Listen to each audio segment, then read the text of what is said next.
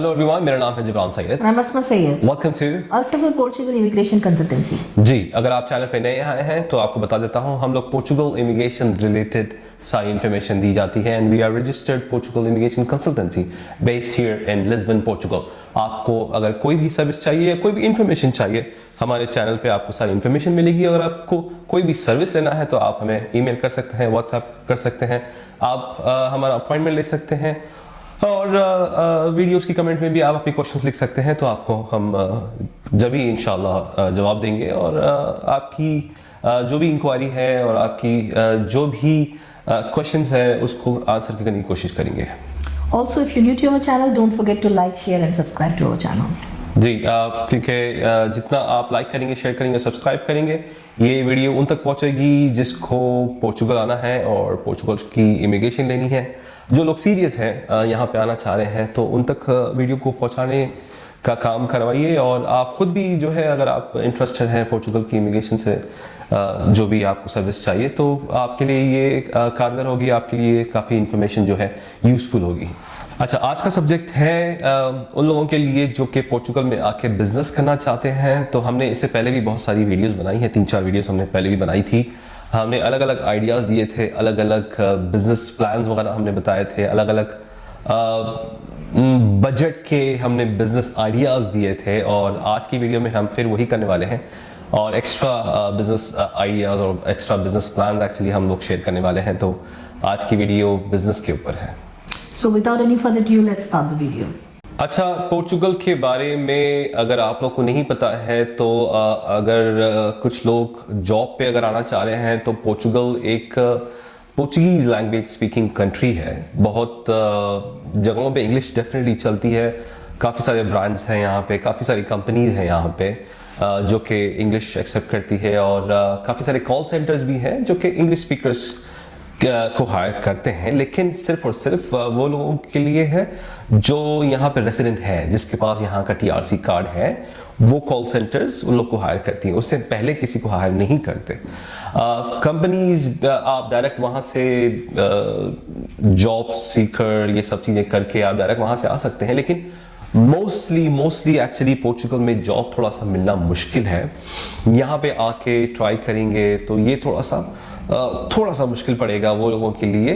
तो उसके लिए जो अल्टरनेट सोल्यूशन है, वो जो आज की वीडियो का जो सब्जेक्ट है वो है बिजनेस। अगर आप बिजनेस नहीं भी करते हैं या फिर आप बिजनेसमैन हैं, ऑलरेडी आपका कोई एग्जिस्टिंग बिजनेस है अपनी कंट्रीज में या फिर जो भी रेसिडेंट कंट्री में आप कहीं अगर रह रहे हैं, तो वो लोग के लिए बहुत अच्छा ऑप्शन है। एक्चुअली पोर्चुगल बिजनेस के लिए ही सबसे बेस्ट ऑप्शन है। जॉब के लिए जैसे हम लोग GCC वगैरह में जाते हैं जॉब्स वगैरह, क्योंकि वहाँ पे इंग्लिश स्पीकिंग थे, सारे कंट्रीज इंग्लिश स्पीकिंग और जो कंपनीज है वो चाहिए ही इंग्लिश स्पीकर्स ही चाहिए वो जगहों पे। यहाँ पे नहीं है वैसा, तो जॉब्स की उतनी मांग नहीं है। छोटे मोटे काम और जॉब्स वगैरह के लिए फिर भी ठीक है। जो अक्सर लड़के जो है इंडिया, पाकिस्तान, बांग्लादेश, यहाँ से नेपाल से वगैरह आके और जॉब्स वगैरह करते हैं, क्या उसमें वो आहिस्ता आहिस्ता ज़बान भी सीख जाते हैं, क्योंकि ज़बान भी बहुत ज़्यादा इंपॉर्टेंट है, लैंग्वेज बहुत ज़्यादा इंपॉर्टेंट है।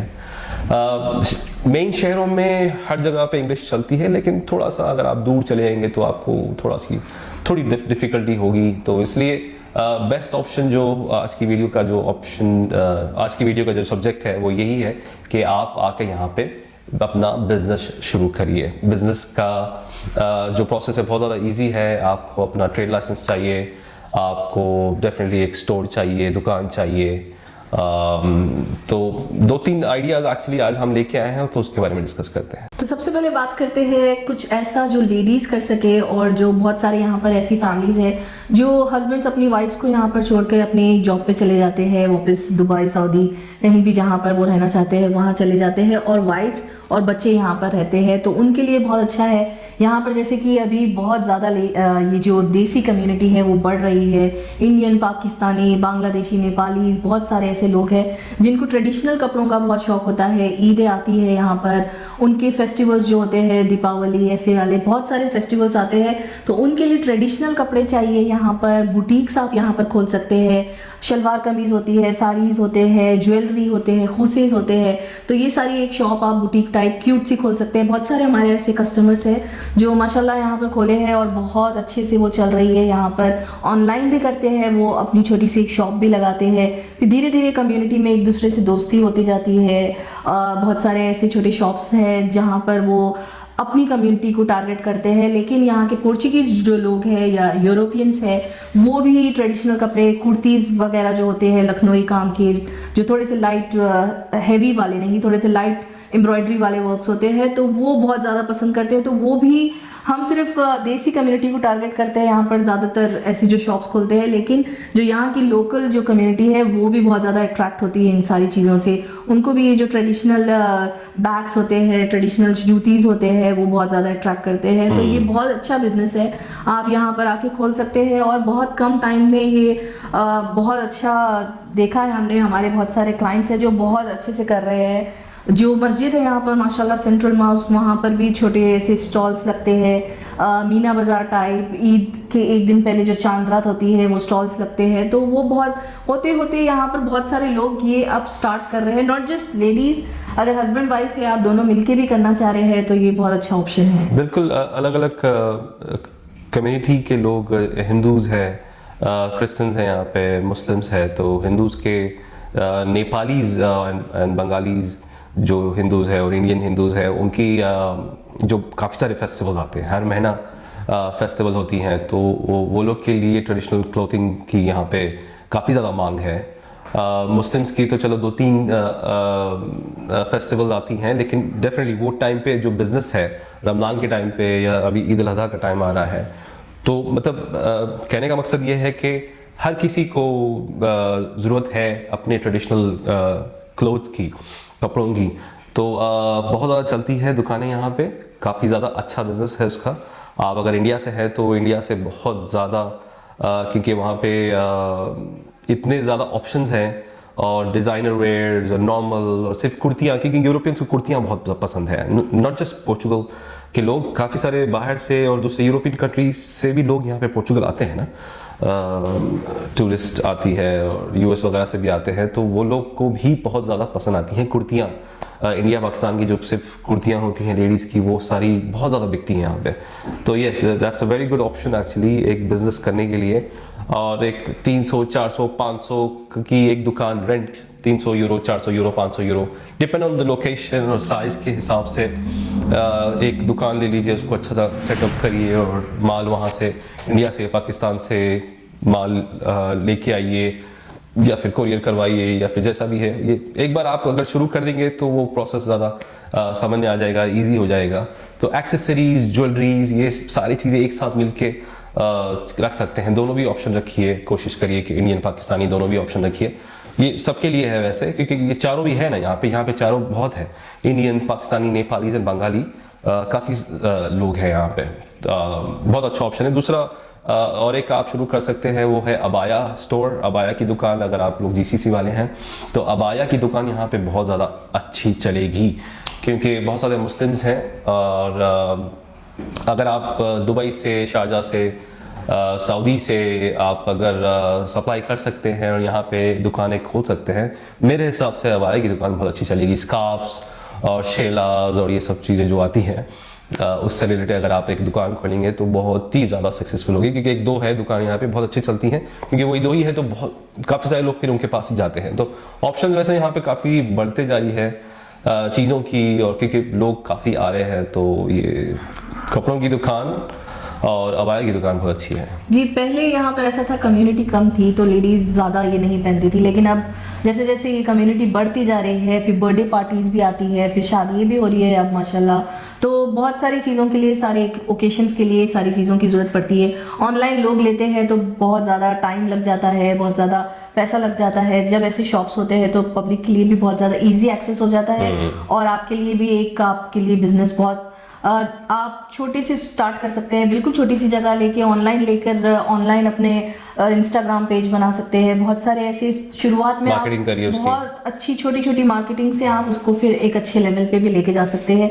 इनिशियली बहुत छोटी सी दुकान लीजिए आप, 300, 400, 500 रेंट की, फिर आप इंशाल्लाह एक बड़ा सा बुटीक खोल सकते हैं यहाँ पर। Yeah. तो इसमें स्कोप Yeah. बहुत अच्छा है। डेफिनेटली। अच्छा, दूसरा या तीसरा एक्चुअली, क्योंकि वो कपड़ों की दुकान और अबाया दो हो गई है, तीसरा ऑप्शन मेरे हिसाब से दी बेस्ट अगर आप पैसे वाले हैं और या फिर आपका एक्सपीरियंस है उस चीज़ में, जैसे स्पेशली यूएई वाले लोगों के लिए मैं एग्जांपल दे रहा हूँ। हमारे पास जो कार वॉश और कार सर्विसेज वाली की जो स्टोर्स हैं, जो दुकानें हैं हमारे पास दुबई में, शारजा में, अजमान में, उमल खोयम, रास अल खैमा वगैरह में बहुत ज़्यादा वो सिस्टमैटिक जो हमारे पास 3-4 अलग अलग किस्म की जो वॉश की सर्विसेज है और 3-4 लड़के हैं जो सफाई करते हैं, वैक्यूम करते हैं, ये यहाँ पे नहीं है। ये सेल्फ सर्विस वाला ही है, वो एडनॉक वाला या एप्को वाले गैस स्टेशन में जो सेल्फ मशीन वगैरह लगी हुई है, सिर्फ गाड़ी लगा दो और धुल के निकलती है। उसके बाद तो फिर अपने पास फिर भी वैक्यूम होती है।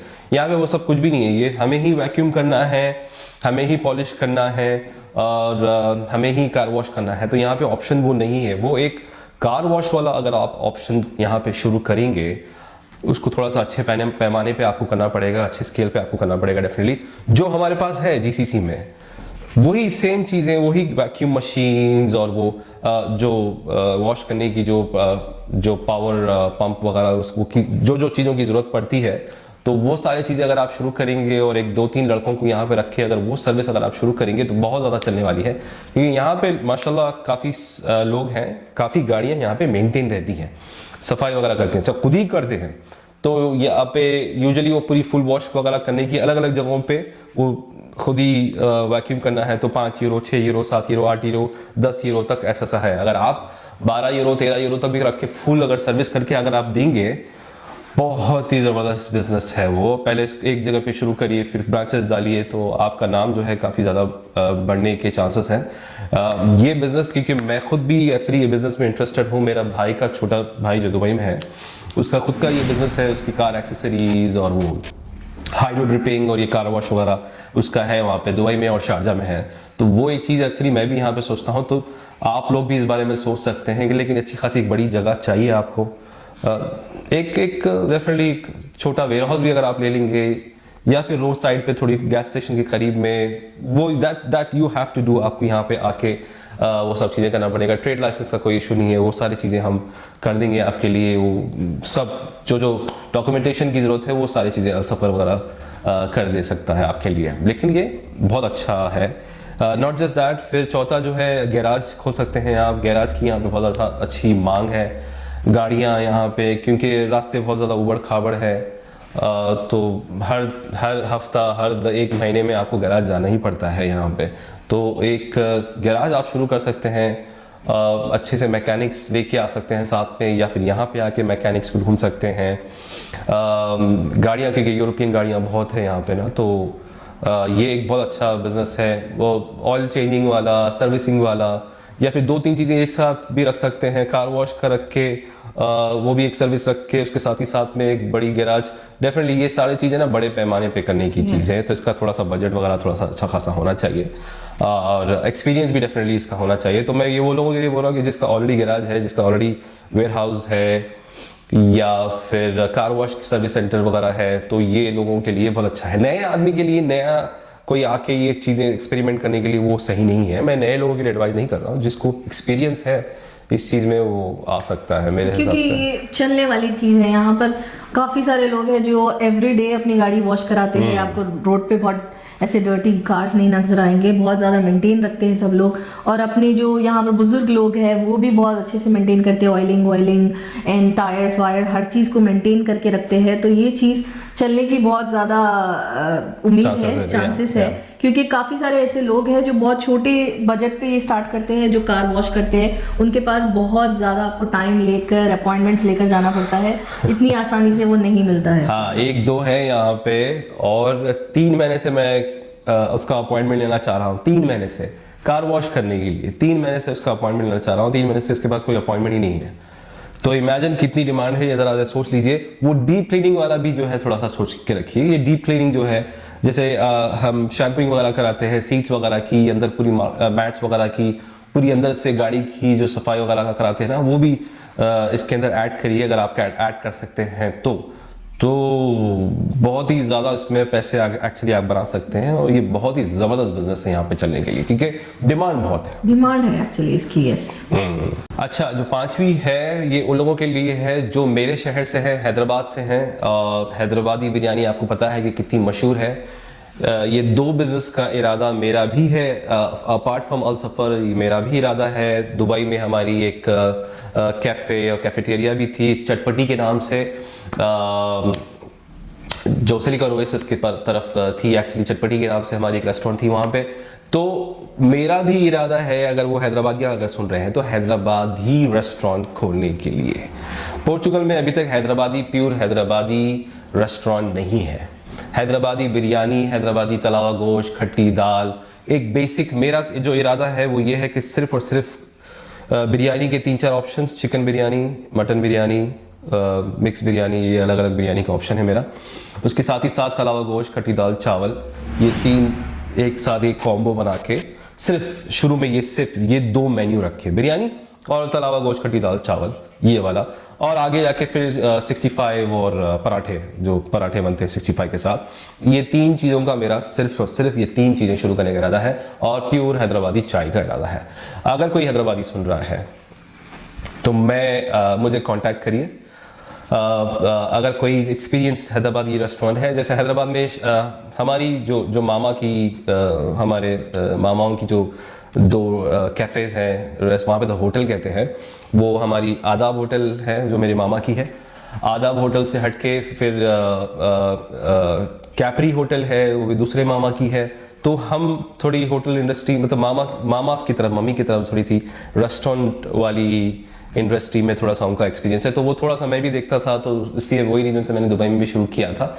लेकिन अगर आप हैदराबादी हैं, मैं ये खास तौर से हैदराबादी के लिए कह रहा हूँ, आप हैदराबादी हैं, आपके पास अच्छा शेफ़ है और आपके पास अच्छा एक्सपीरियंस है, तो आप पोर्चुगल आइए। बहुत ज़्यादा डिमांड है, डिमांड बहुत है। लोग क्योंकि यहाँ पे हैदराबादी रेस्टोरेंट नहीं है और अलग अलग रेस्टोरेंट, इंडियन पाकिस्तानी रेस्टोरेंट में हैदराबादी बिरयानी बोल के बेच रहे हैं, लेकिन अल्लाह माफ़ करे बिल्कुल भी 1% तक भी वहाँ तक नहीं पहुँच रहे हैं। तो हम बिल्कुल, चलो घर पे तो हमारे पास हैदराबादी बिरयानी तो बनती है, लेकिन एक ऑथेंटिक हैदराबादी रेस्टोरेंट आप यहाँ पे शुरू करिए और बहुत ही ज़बरदस्त बूम बूम पे चलने वाली है इंशाल्लाह जी। और अगर आप खुद शेफ़ है या आपको खुद बनाने आती है तो बहुत अच्छा है, क्योंकि शेफ़ बहुत इंपॉर्टेंट है इसमें। आप कोई वर्कर्स को हायर करके रख लेंगे और स्टार्ट कर लेंगे तो वो नहीं चलेंगे। आपको प्रॉपर हैदराबादी शेफ़ चाहिए, जैसे कि प्रॉपर एक ट्रेडिशनल उसमें फ्लेवर जो आता है वो सिर्फ हैदराबादी के हाथ से आता है। जैसे शाही टुकड़ा है, खुबानी का मिठा है, ये सारी चीज़ें, मीठे भी आप उसमें ऐड कर सकते हैं। तो बहुत सारे चीज़ें आप इसमें ऐड कर सकते हैं या माइनस कर सकते हैं या प्लस कर सकते हैं। कुछ जो भी आपको मेन्यू इसमें से समझ में आ रहा है वो कर सकते हैं। बहुत अच्छा है, क्योंकि यहाँ पर पाकिस्तानी रेस्टोरेंट्स बहुत है, बांग्लादेशी रेस्टोरेंट्स है, लेकिन प्रॉपर जो एक कुजीन हैदराबादी मुगलाई जो खाना होता है तो वो वाला थोड़ा सा मिसिंग है यहाँ पे। वो वाला आप कर सकते हैं। नेक्स्ट, अगर आप रेस्टोरेंट की फील्ड में अगर है आप, तो यहाँ पर मंदी भी स्टार्ट कर सकते हैं। उसकी भी कमी है यहाँ पर। और प्रॉपर जो यमनी मंदी होती है, प्रॉपर जो होती है उस टाइप की मंदी यहाँ पर नहीं है। कुछ जगहें है ऐसी, लेकिन उसकी क्वांटिटी और प्राइस ज़्यादा और वो मतलब आप ऑर्डर देके ही जाए, ऑथेंटिक मंदी भी नहीं है वैसे भी।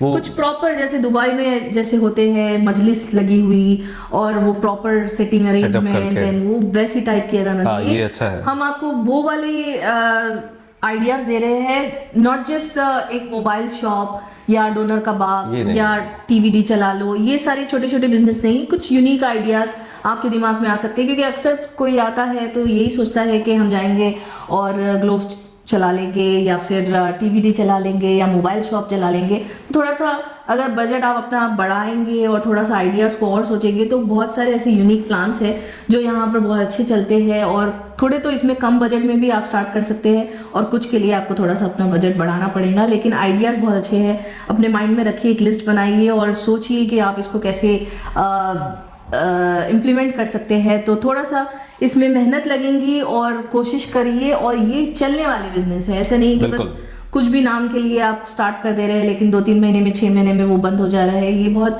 चलने वाली चीज है, क्योंकि यहाँ पर हम ग्राउंड रियलिटी पर रहकर देखते हैं बिल्कुल, कि क्योंकि कौन सी इसको चीज़ की मांग है। सोच समझ के स्टडी करके हम, क्योंकि 4 साल से यहाँ पे रह रहे हैं, तो हमें पता है कि किस चीज़ की मांग है और लोग क्या चीज़ पूछ रहे हैं, हमको क्या लगता है कि क्या क्या चीज़ें यहाँ पे मिसिंग है। हमें यूजुअली जो है, हम क्योंकि फैमिली है और दोस्त वगैरह और काफ़ी सारा ग्रुप है हमारा जो दुबई से ही आया था, तो हमें पता है कि क्या क्या चीज़ों की मिसिंग है और क्या क्या चीज़ों की यहाँ पे डिमांड है।